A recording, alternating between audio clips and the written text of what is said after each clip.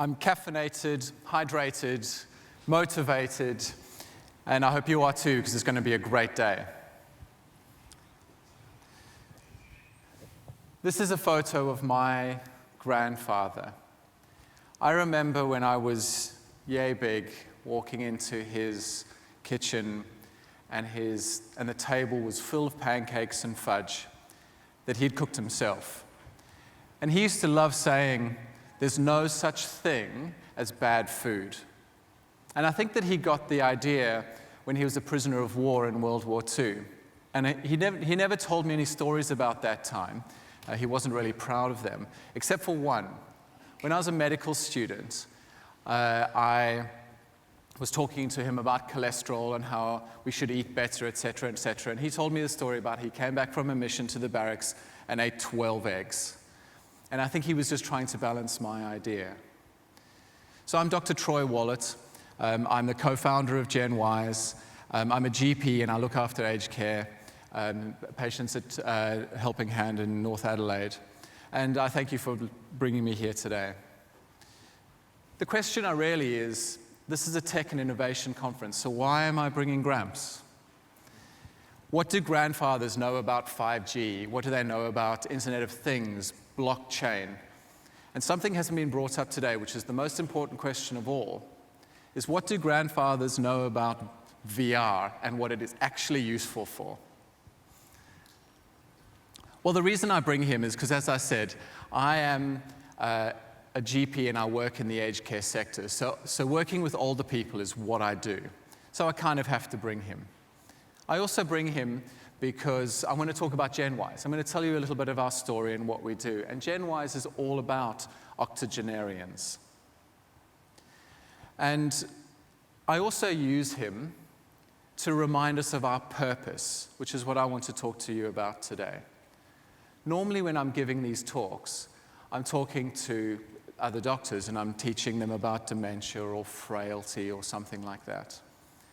And it's very easy to get caught up in the weeds of clinical diagnosis or prevention strategies or management plans. And it's quite fascinating. We talk in different semantics and you guys will talk about the same sort of things, just with different language. So we all get caught up in the weeds of the technicalities. So I use this photo to remind the doctors and myself of our purpose, that we are here looking after people's grandfathers, people's grandmothers, people's wives, people's fathers. And so that's what I'm going to be talking a bit about today. But let me tell you about GenWise. I met Dr. Sebastian Rees, my co-founder, or the co-founder of GenWise, in a very Adelaidean way. My wife worked with him at the Women's and Children's Hospital as a doctor, and a few years later, we bumped into each other at the Flights of the Conchords concert, and my wife introduced us. We quickly realized that we both were GPs, and we both worked in the aged care sector, and we decided to have a cup of coffee and just chat about it and see what we could do. And it'd be interesting to see how many great ideas start in coffee shops. And the one that we met in was on Kensington Road, and it was dark and dingy, and I remember sitting in the back over my cappuccino and Sebastian's long black, and if you read into coffee, you can tell that's very much who we are. He's a long black kind of guy. And we spoke about the world's problems, and we solved the world's problems. But we decided to only execute on 2 of them, and those were the problems that affected ourselves. So what happens is, we were both working in the aged care sector, and we realized that there was a desperate need for GPs in nursing homes. Regular GPs that rocked up and saw their patients regularly and were engaging with the nurses. They were the nursing homes were very keen, the aged care facilities were very keen to have us. We also realized that GPs loved the work. Working with older people and people of need gave us a really good sense of purpose. But the barrier of entry was really high. This is how it worked. And this is what I was doing at the time. I would go and see my patient. I'd rock up in the nursing home. I'd say to the nurse, "Hey, how are you doing?" Have a bit of a chat. I would get all the information that I needed to get, and I'd go see the patient, and I would manage whatever they needed to be managed. And that was the bit that I loved. But then afterwards, I came back and I wrote my paper notes. I wrote into the nursing home software. I went all the way back to my clinic, wrote my notes back into my software, gave the billing number to the receptionist, and as you can see, laborious and boring and non-productive. Because if you multiply that by 15, if you see 15 people, it ends up being hours and hours of this boring work. And so GenWise solved that problem. We took the back office away from, we made it much simpler for GPs to get into the nursing home. We took away and we solved that problem. And in this audience, I don't really even need to tell you how to do it, because I'm sure you can all think of a million ways of how you would solve the problem. And that's what we did. Fortunately, our solution, we solved our own problem. So we started using what we built straight away. And fortunately, what we did was scalable. And other doctors started joining us, which is great, because very soon we realized that we're building a network. And since we live in a connection economy, our network became a lot stronger. And our network became our strength. And so we started thinking about the network. How do we motivate them? How do we encourage them? How do we build our network? And how do we build value into our network? And we looked around and we tried to figure that out. We did lots of thinking. And it turns out that motivation, there's three forces of motivation. Autonomy was built into GenWise from the beginning. We gave our doctors the freedom and flexibility to work where and how they wanted to, in a very mobile way. Mastery was the second one.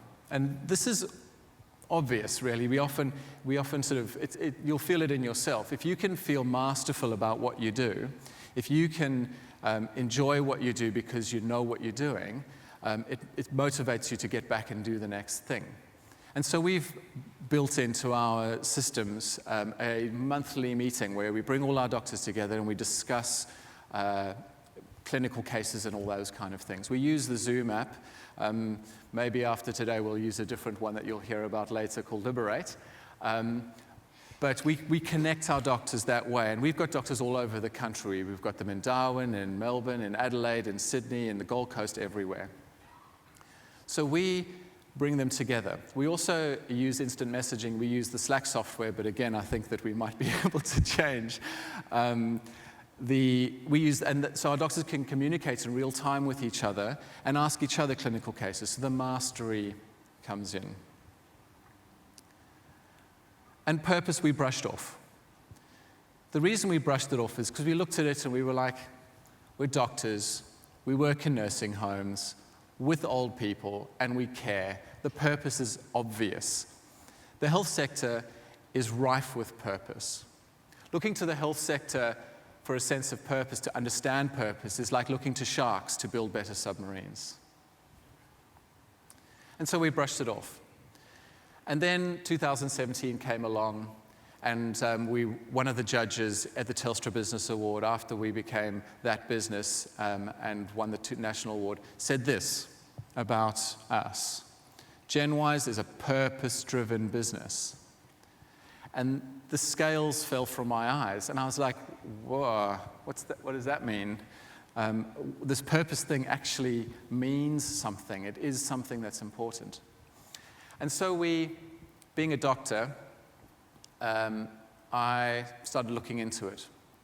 And the way I do that is I go to PubMed and I look at the data. And it turns out that purpose is healthy for you. It makes you more healthy and makes you live longer. And as a side note, an important side note, but not one nonetheless, it delights me to be able to bring this to you today, because my purpose is to be on people's teams, to be a part of your team, and that's why I've become a GP. So if I can improve your health, just a touch, maybe one or two of you today, if I can make you more healthy or live longer, that's kind of what I do, so that delights me. And so during the rest of the research, I'm more than one-faceted person like we all are, and so moving from PubMed onto TED Talks and onto Medium, and just on the literature and the writings of today, I came across this TED Talk by Simon Sinek, and he talks about great companies and inspired leaders thinking differently. He says companies like Apple, people like Martin Luther King and the Wright brothers started with their sense of why. Instead of starting from their what they do, they started with their sense of why. And he interchanges the word why and purpose all the time. So it turns out, purpose is not only motivating, it makes you healthy, but it leads to strong, powerful businesses. And purpose is pretty trendy at the moment as well. Finding your purpose is the new chase your passion, which everybody was doing before. But I think it's slightly different. My approach to purpose is slightly different. I've looked around and I see it in the nursing homes. I see the levels of purpose in the nursing home. And I think about it quite a lot. What if purpose was less like a trek up Everest and more like the air around us? What if our purpose wasn't found but given to us? The implications are quite profound. If you think about it that way. What if your purpose is a terrible purpose that's given to you? What happens if you're a dementia patient or a dementia person in an aged care facility and your purpose is to be cared for and allow people to care for you? What happens if the purpose that's given to you is too small? Or more scarily, what happens if the purpose that's given to you is too big? Those are points that we can discuss on another day. But I'll tell you a story about aged care facilities because, of course, as you can imagine, aged care facilities are abounding with purpose. You walk in there and everybody, from the person cleaning the floor to the nurses giving the medications to the residents, it's obvious that their sense of purpose is there. But I'll tell you about Kevin upstairs. Kevin's a care worker. And what Kevin does is every time I speak to him is an energy drain.